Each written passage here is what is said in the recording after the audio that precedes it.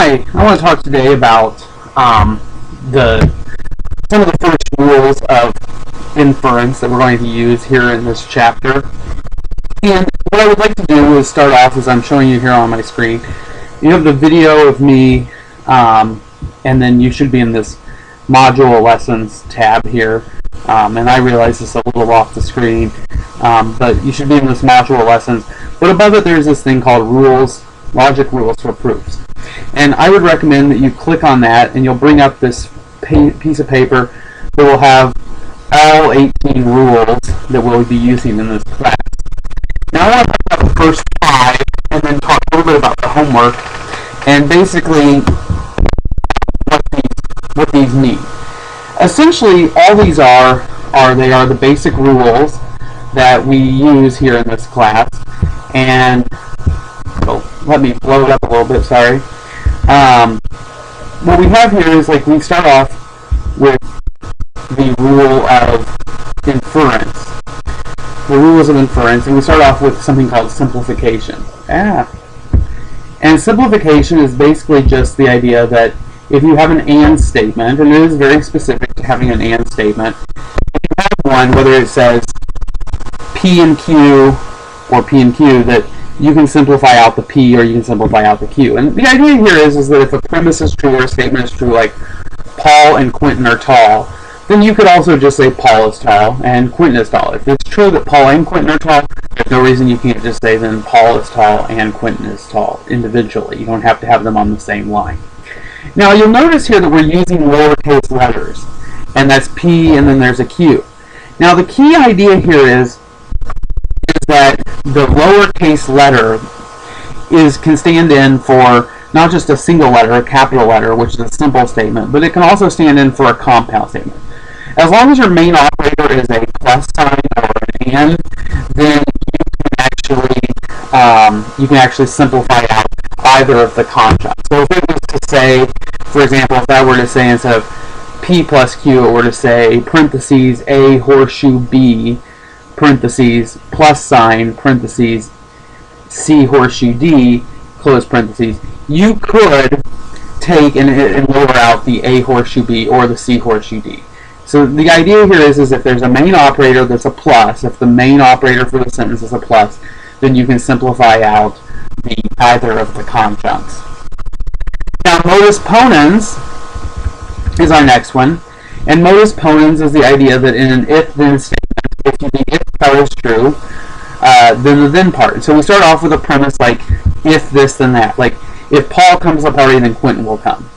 The next statement says Paul came to the party. Therefore, Quentin came to the party. And that's all that's saying is the if part is true, therefore the other. It's sort of like dominoes. If the first one falls, then the second one will fall. The first one fell, therefore the second one fell. Anytime you can affirm this antecedent, the part before the horseshoe, on a line, then you know the consequent is true. And once again, this doesn't have to be a single letter. This could be a, if before the horseshoe there were parentheses and there were brackets, or there was a huge long thing and it was bracket A horseshoe parentheses B, bar horseshoe bar T parentheses close bracket horseshoe blah blah blah. You can do it, but the key is that these operators are on the whole line, and they can't be done on just part of the line. You have to have it on. Now the next one is modus tollens. In this one, the idea here is that if the antecedent is true, if you have a if-then statement, that if you wanted to sort of find to get the antecedent out on its own, the only way to do it is to say, well, just because the consequence is true doesn't make the antecedent true, right? If you have something like if George Washington was assassinated, then he's dead. Well, that's a true statement, but just because George Washington was assassinated or is dead doesn't mean he was assassinated. The consequent being true doesn't make the antecedent true, but the antecedent being true makes the consequent true. And anytime the antecedent is true, the consequent will be true. Well, anytime the consequent is false, well, then the antecedent must be false as well. Why? Because if the antecedent had been true, the consequent would have been true necessarily.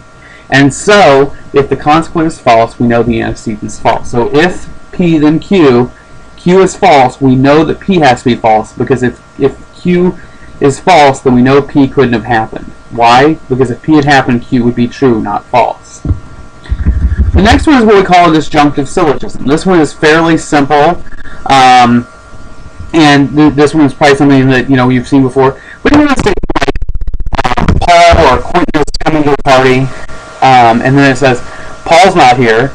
Then we know Quentin's coming, right? If it's true that Paul or Quentin is coming, we don't know which, but one of them will be here. And then you say, well, I talked to Paul and he's definitely not coming. Then we know Quentin will be here, right? And otherwise that first statement's false. And so the idea it could be, though, on the other hand, that if you said Paul or Quentin will be here, but Quentin's not here, or Quentin said he's not coming, then we know Paul will be here. Okay. Now this one maybe is more, the idea here being that anytime you have an or statement, if the or statement is true and one of the disjuncts of that or statement is false, then we know the other one must be true. Why? Because otherwise the or statement is not true in the first place. Which brings us now to hypothetical syllogism. Hypothetical syllogism is something we've looked at before, and we have this thing called a middle term. And the middle term is this idea that, that as long as it's the consequent one, the antecedent, and the next, then we can take and bring these together and make P horseshoe R. Instead of P horseshoe Q, Q horseshoe R, therefore P horseshoe R. So this one might be if mom says that if I pick up my room, then mom will let me go out this evening. If I go out this evening, then I'm going to have fun. Therefore, if I pick up my room, then mom will let me go out and I'll have fun, or something like that. I mean, that's a little bit convoluted the way I did it, but the idea here being is that if these are if-then statements, that if the first one will cause Q to happen, and anytime Q is true, then R is true, then we can just sort of combine those by a transitive rule that allows us to do this. Now, one of the things I want you to keep in mind is we have this this line here, right here, below the Q horseshoe R, and that line essentially means therefore, and that's sort of distinguishing where the conclusion begins. Now, with that said, there are cases where we can have things like you'll sometimes see this sign, this therefore sign, and that's saying therefore, these three dots, and this means the same thing as therefore, but it's also the case that line also means therefore. I usually, sometimes in the book, sometimes when you're looking at problems, some of them will have this three dots. The lessons were done by the previous instructor, and he likes to use the three dots. I personally think it's a little redundant, so I don't do it. I think the line is enough to distinguish that whatever is below that line is the conclusion, and that line means therefore, just as this means therefore. Now, sorry, I'm trying to find this one other thing I had here. Oh yes, it's a Word diagram. I knew I was going to have to come over here for a second.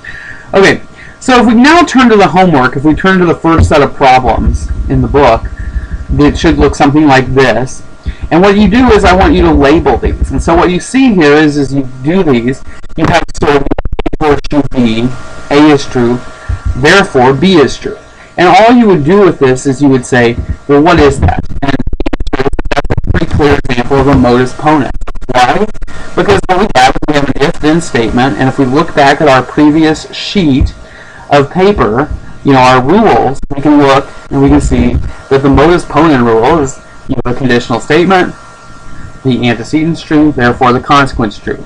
Same thing follows here. You have a conditional statement, the antecedent's true, therefore the consequent is true. And so we would just label that modus ponens. We would then come down to this one. And this one we have a disjunctive statement, A wedge B. We have bar A, and then we have therefore B. Well, we have a disjunctive statement, which sort of strikes us since we only know 5 rules, and I believe only one of them actually uses disjunctive statements. We're pretty clear at knowing that this is going to be a disjunctive syllogism. But the way it works is we do this where A wedge B, A isn't true, and therefore B is true. And so these are our premises, and we're going to assume our premises are true, and then we know the conclusion follows out. So we're sort of following out this process.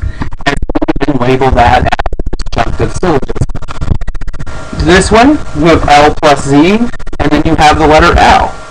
That one is simply simplifying out the letter L, and so that's the exact same thing. And you can go on and on and on with these. I want to go over here to number 7 just as an example of this over here and show you this is also a simplification. But in this case, the plus sign is the main operator because this is in parentheses, so it's being controlled by the plus and the z is being controlled by the plus. And so they're just simply simplifying out this L wedge B. Since the plus is the main operator, you're just simply going to simplify it out.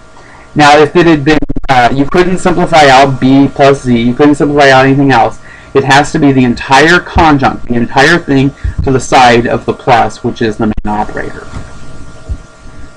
Now, as you go down to the bottom of this page, you'll notice, and the reason I did this was we're setting these up in a little bit different way. And what these are called logical proofs. And these can become very complex, but all these, at least in the first couple sets of lessons, are pretty simple. And so what happens here is we have something like L horseshoe B. L is true, therefore B. Well, if you look back up, if we had put this in the form up above, it would look the exact same as number 1 up here. It would be a modus ponens.